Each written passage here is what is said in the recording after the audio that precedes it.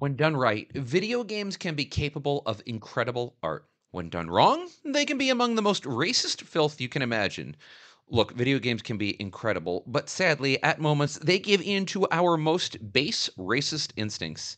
And in these 6 cases, the games in question stumbled wildly, forcing forward racist stereotypes, or in at least one case, advocating for the violent sexual assault of Native Americans. Anyway, here's a look at 6 of the most racist moments in video games.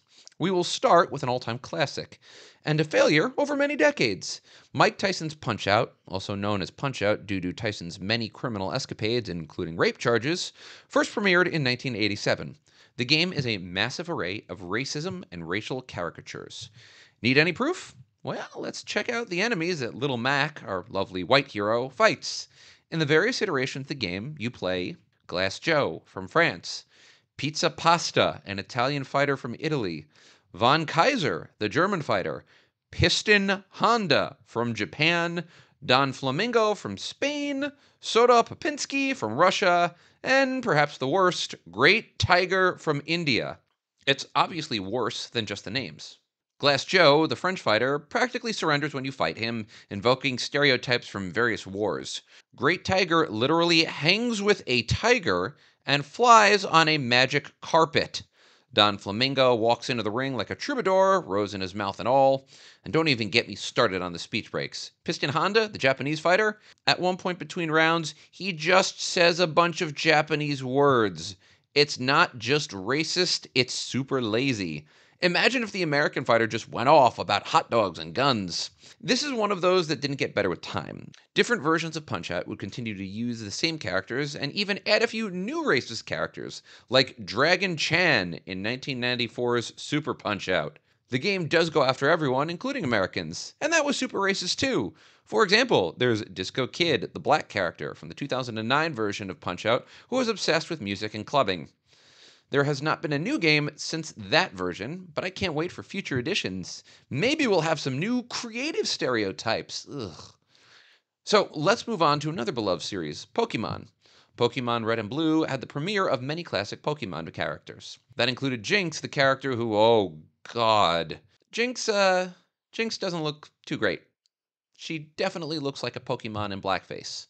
There are multiple elements that make this case, including Jinx's large lips, saucer white eyes, midnight black, dark skin. The contrast between the eyes and the skin absolutely make this character look like it is in blackface and a stereotype of people of color, making matters worse with certain characteristics of Jinx herself. For example, Jinx is a female only type of Pokemon. She originally had bleach blonde hair and would walk with wiggling hips in a manner that some thought was supposed to be seductive. This furthered a stereotype of black women whereby they were supposed to basically just be sexual objects only, which, again, gross.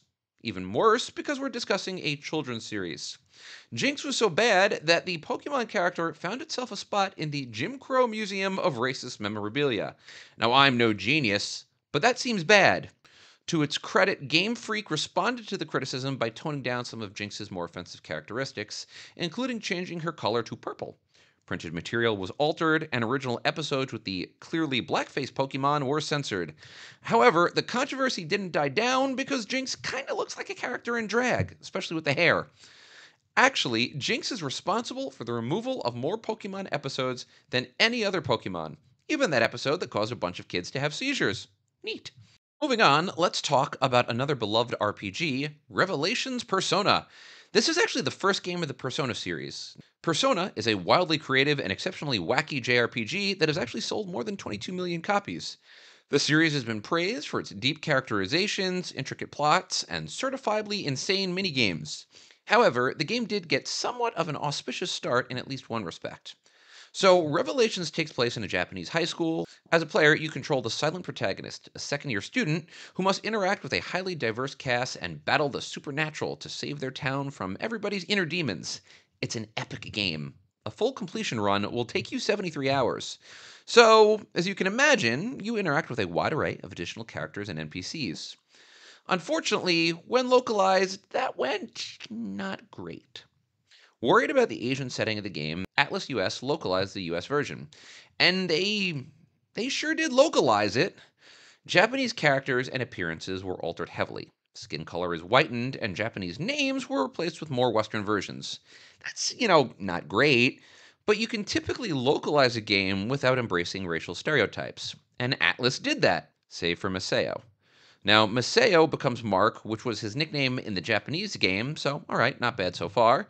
His appearance goes from Japanese to black. Okay? Downhill from there. In the Japanese version, Maseo is a bit of a joke character. He cracks wise whenever you interact with him, provides a break in the tension, that sort of thing. In the American version, the black version of Mark loves to dance, and he speaks in a slang that's pretty clearly Ebonics, a dialect that is often used to stereotype African Americans. It's not great. Now, fortunately, this mistake would be remedied. In 2009, a PSP version of the game would be released. That localization is much more faithful to the original version, and Mark would, once again, be Japanese. So let's talk about Spanish for Everyone. This is a game that teaches Spanish. How can it be racist? Yeah.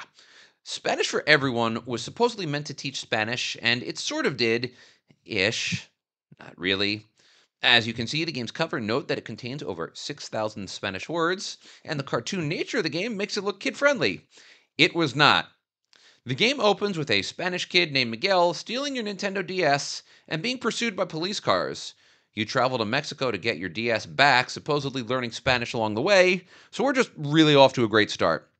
While you are there, you engage with a slew of racist stereotypes, including meeting a Mexican drug smuggler, watching a bull get ready to participate in a bullfight, and constant pursuit by the police. You do learn Spanish over the course of the game, but while doing so, you interact with a ton of stereotypes, and this in a game that was theoretically designed for kids. In all fairness, it actually wasn't. The game's lead designer, Eric Latouche, repeatedly commented on forums that the racism in the game was intentional. So, I guess the game is supposed to be a satire? It does sort of make you wonder what the hell is going on. The game was released by Activision, obviously a major studio, but as noted in a 2007 article on the game, Activision barely did anything to market it. It's almost like it slipped by their censors, and when they realized what they had, they kind of just tried to shovel it in the ground as quick as possible. Next up is Kung Fu Chaos, a 2003 game for the original Xbox. And I'll be honest, this one gets a little bit more confusing, because it's one of those games that really straddles the line between racism and satire, and where you fall on that line actively depends on your interpretation of the material itself. Kung Fu Chaos was a 3D party fighting game. The tone of the game is light and funny, it's a beat 'em up style game, and your job is basically to survive. Further play unlocks more levels, mechanics, and characters. In a lot of ways, the game was actually pretty good. The mechanics were deep, the playstyle addictive, and the game received some pretty solid reviews for its playstyle. Indeed, it does a lot of things well, including blocking and implementing unique fighting styles like taunting and tripping. The issue is the style of the game itself, but again, the line's a little blurry here. So, within the plot of the game, you are basically fighting in a kung fu studio. However, this is where some have argued that the game crosses the line. The music and the art direction all lean into various stereotypes of Asian cultures. Most offensive and most critiqued was the voice of Xiao Ting, the director in the game, whose accent and mannerisms absolutely slide into being a blatant caricature. Again, here's where things get more interesting. The game's developers argued that the supposedly racist elements of the game weren't racist at all, but were meant to serve as a tribute, and a bit of a parody, to the kung fu style of the game and the movies that served as its source material. In interviews, developers said that the studio ran the game past representatives of various Asian ethnic groups, and they said they weren't offended by the game. Instead, developers said that Microsoft and others turned away from the game when accusations of racism surfaced. So, was the game racist? Satire gone wrong? Satire gone right? I have to be honest, this is one of the less clear examples that I've ever reviewed. And last, and absolutely least, is Custer's Revenge. And I gotta give a bit of a warning here. This one gets disgusting with pixelated descriptions of sexual assault. I wish I was making that up. Custer's Revenge is a 1982 sexual assault simulator. The namesake of the game and the main character is General George Custer, the famous American soldier who was killed by Native Americans during the Battle of Little Bighorn. There are multiple modes of play, including a multiplayer mode, but the general theme of the game is the same. Your job is to avoid arrows and cactuses in order to reach a Native American woman who is tied up on a pole. Yes, she is tied, not waiting for you, and you know this from the game's really gross cover. If you reach her, well, your character rapes her. And that's shown in as many pixels as possible in 1982.